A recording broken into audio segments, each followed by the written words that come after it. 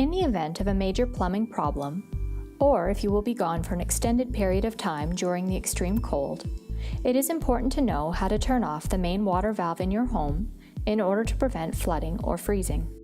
Your main water supply line is typically located in the basement.